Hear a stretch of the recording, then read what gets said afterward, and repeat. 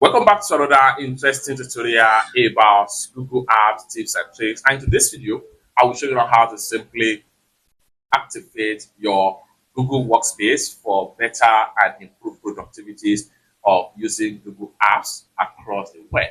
Let me show you how. Very first thing you want to do is go ahead and make sure you open up your Google Chrome browser. Having opened up your browser, come to the address bar right here and go ahead and type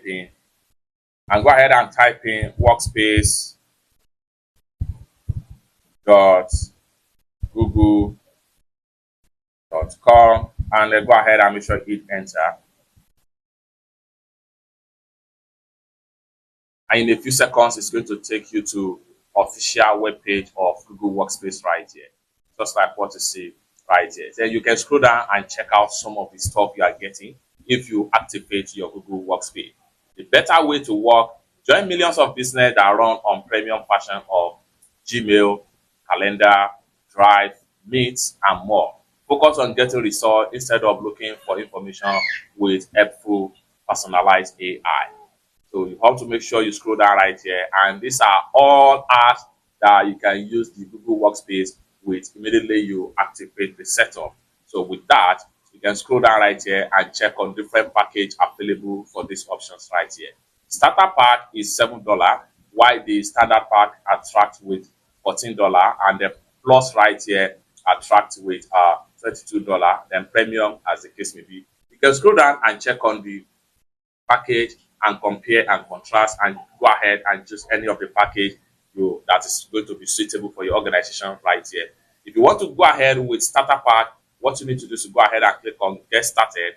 When you click on get started, these are the stuff you are getting with your activation on Google Workspace, just like so. Then you are getting a 30 gig of storage per user, and then you are getting a custom domain, which is your name at your company domain name as your email address. That is a custom business mail address for your brand.